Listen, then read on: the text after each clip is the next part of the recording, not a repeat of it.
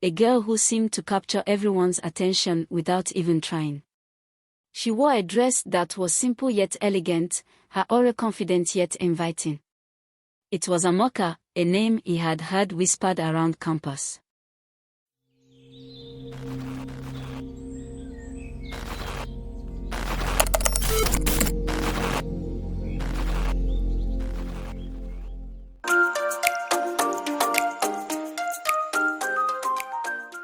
Chima stepped onto the university campus, a sea of students bustling around him, each one seemingly more confident than the last.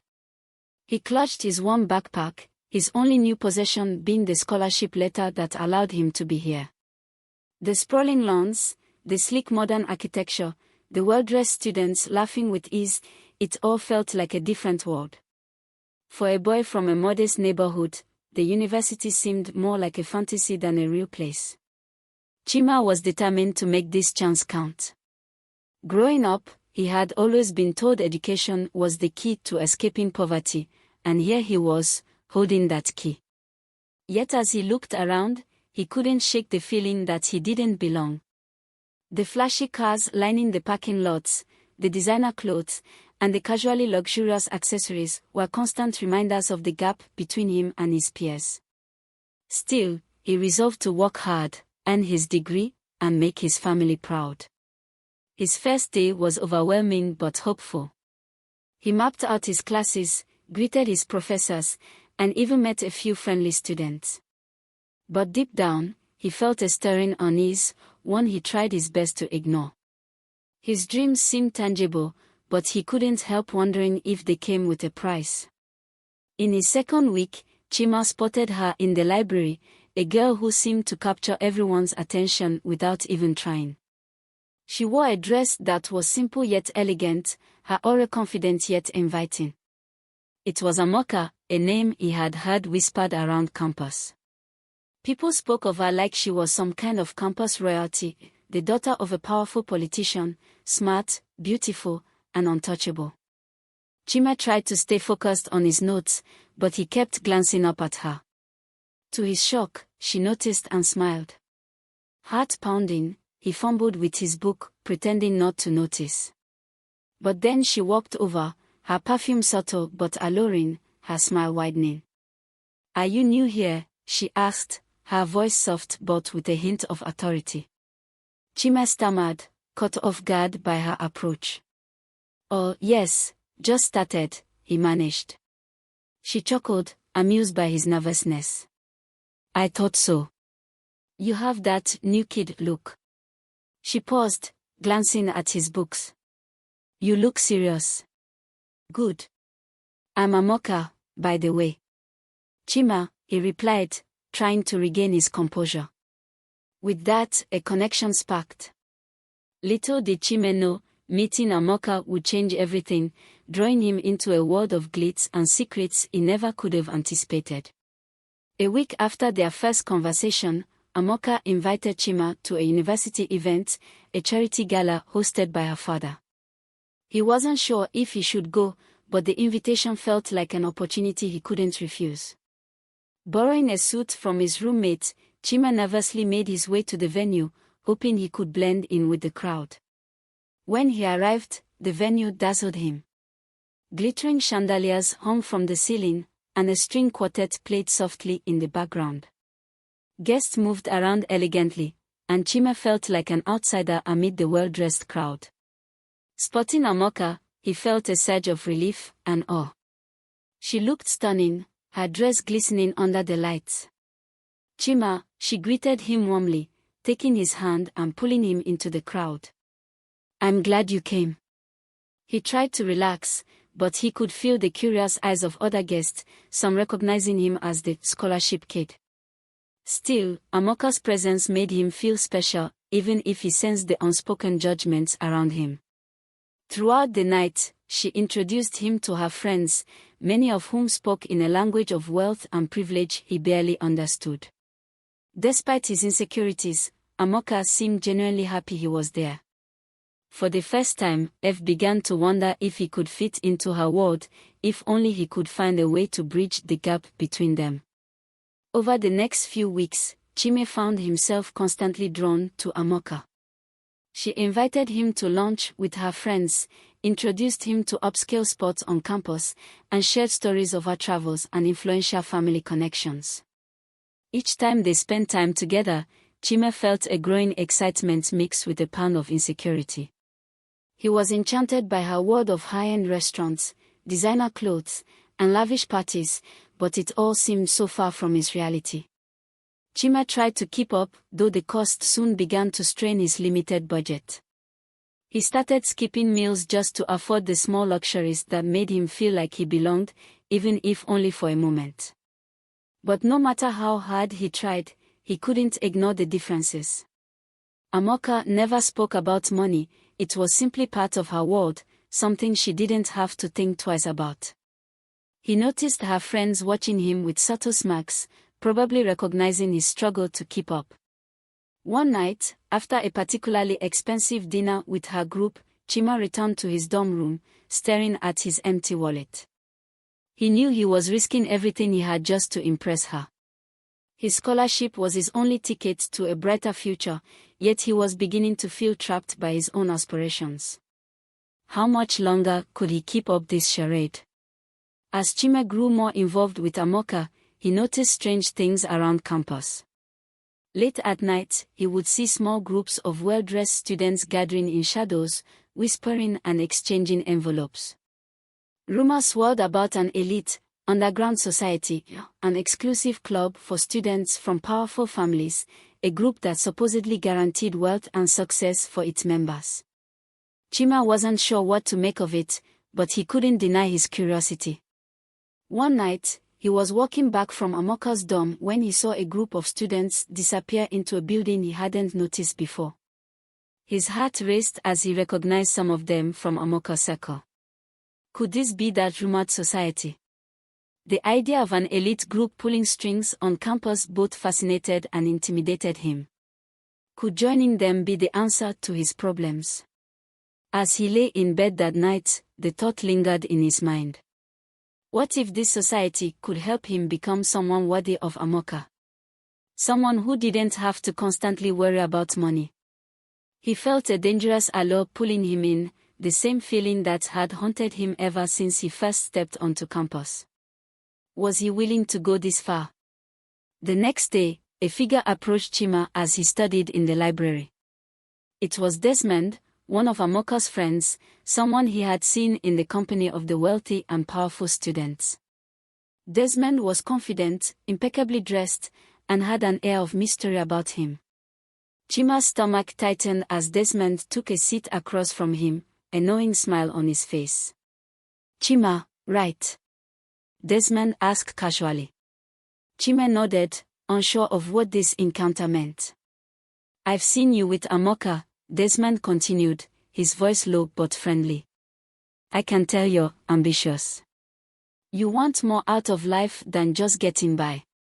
Desmond's gaze was intense, as though he could see through every insecurity Chima had tried to hide.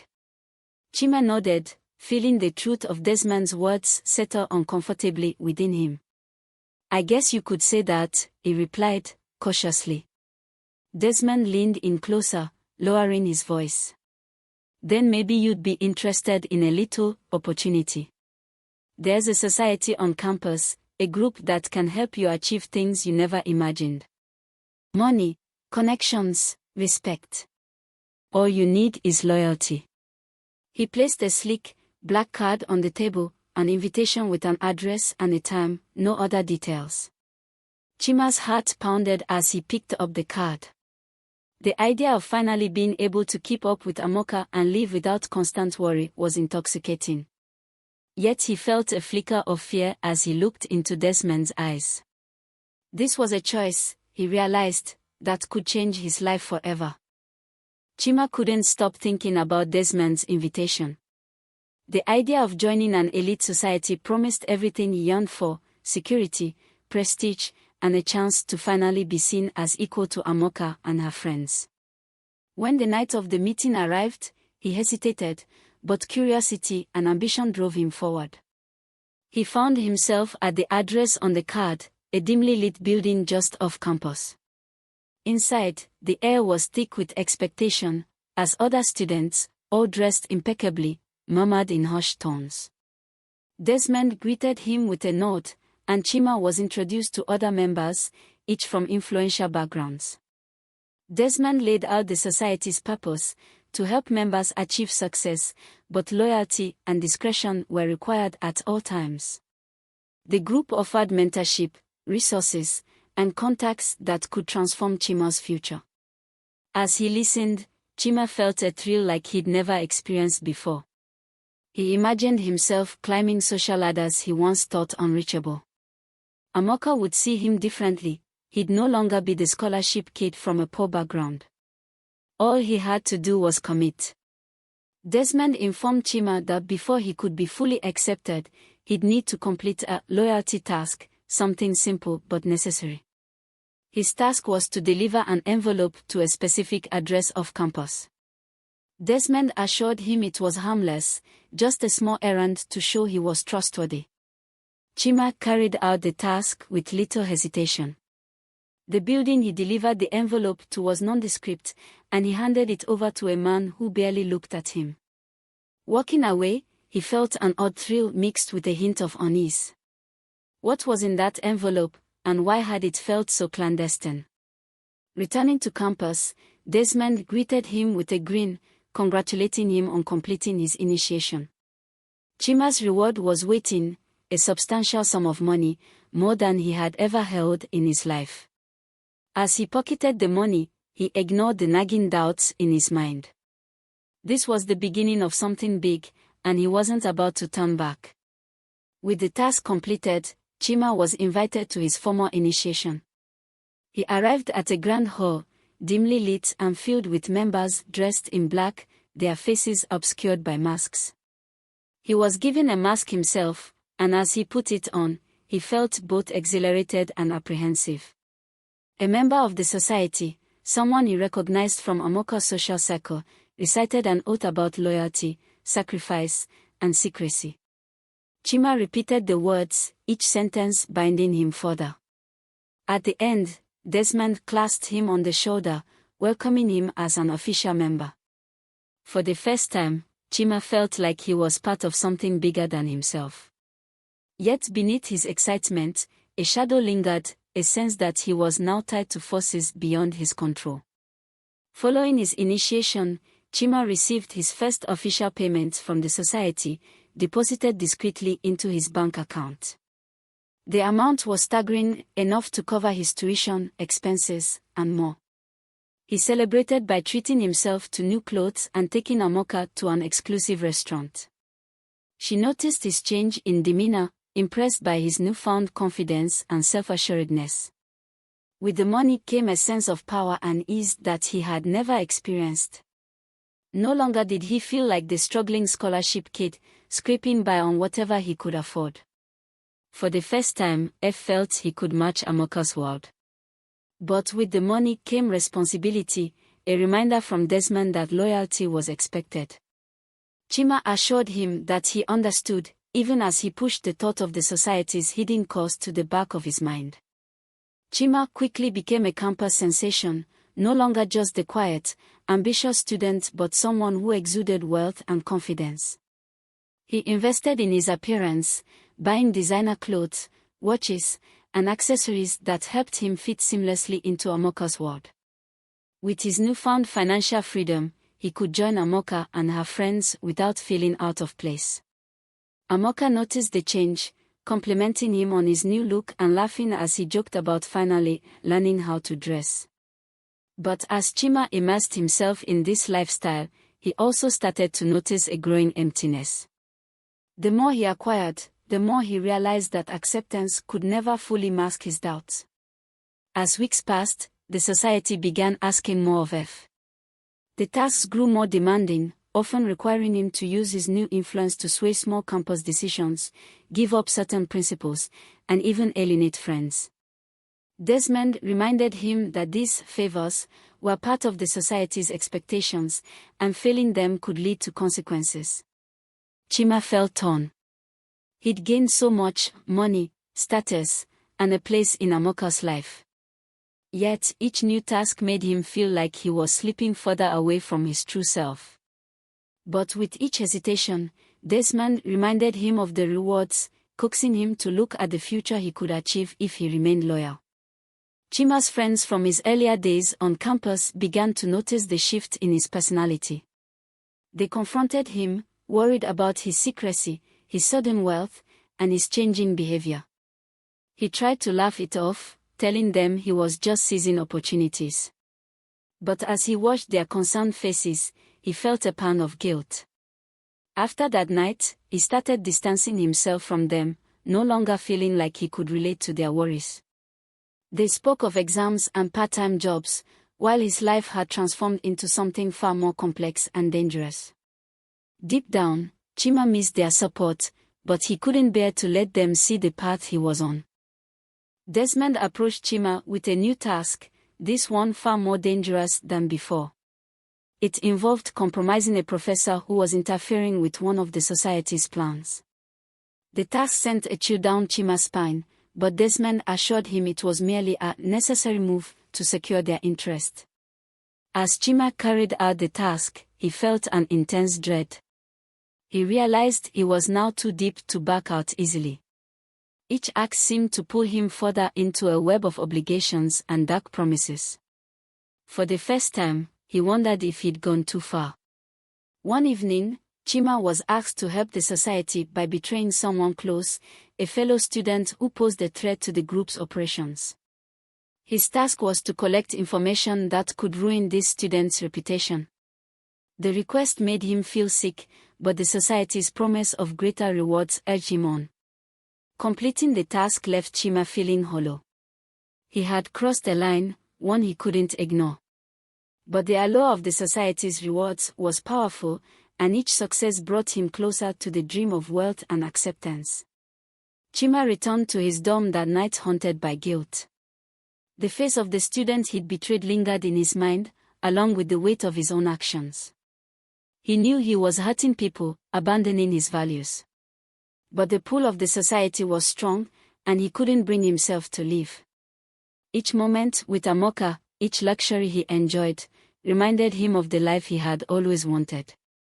He tried to silence his conscience, reassuring himself that he was making sacrifices for a greater purpose. Yet as he lay awake, the cost of his decisions gnawed at him, a reminder that he was losing himself to the world he'd once dreamed of. Amaka, noticing Chima's newfound confidence, grew closer to him, opening up about her own struggles with her family's expectations. She shared moments of vulnerability, revealing a side of herself that few others saw. Chima felt honored to be part of her world, even as he hid the darkness he had become entangled in. Their relationship grew, and for a brief moment, Chima felt like he had found his place. But even in these happy moments, he couldn't shake the feeling that he was living a double life, one that Amaka could never fully understand. The society's demands grew more frequent, and each task required a deeper level of involvement. This time, they asked Chima to perform a task that jeopardized his academic standing. Though the risks were greater, he convinced himself it was necessary to protect his status and future within the group. The pressure weighed on him, pushing him to the edge. Chima was forced to acknowledge that every reward from the society came with strings attached, strings that seemed to wrap tighter around him with each favor he completed. The society's demands reached a breaking point when Chima was asked to sabotage a close friend's academic project, one he knew meant everything to his friend. The society deemed the project a threat to their influence on campus, though Chima couldn't understand why. Torn, he tried to reason with Desmond, but his plea fell on deaf ears. Desmond reminded him of the benefits he'd received, the privileges and money. "You owe us," Desmond said coldly, a tone that left F no choice but to comply. Reluctantly, F went through with it, but his guilt became overwhelming. He felt as if he'd betrayed not only his friend but also himself, his original dreams, and the values he once held dear. Chima's relationship with Amaka became strained as he grew increasingly distracted by the society's demands and his hidden guilt. Amaka noticed his tension, confronting him one evening when he was particularly withdrawn. "What's going on, Chima? You've changed," she said, concern etched across her face. Chima wanted to open up to her, to let her in on the secret that had consumed him, but the fear of losing her, and of what the society might do, held him back. Instead, he brushed it off, telling her it was just academic stress.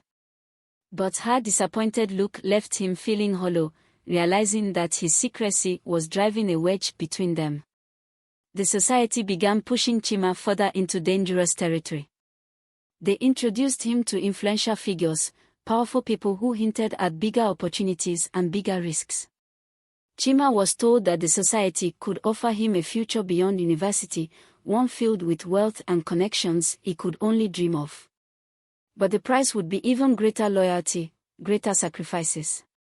Each meeting felt surreal.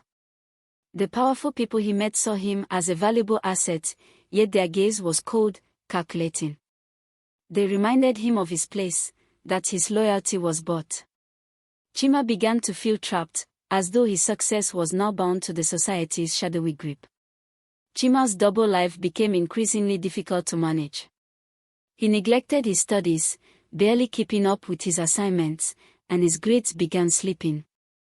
The stress took a toll on his health, and he found himself waking up in the middle of the night, haunted by what he'd done to his friend and others in the name of ambition. One day, he looked in the mirror and barely recognized himself.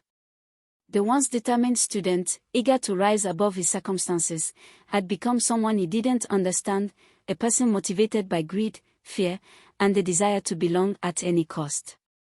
But now, he felt alienated from everyone, including himself.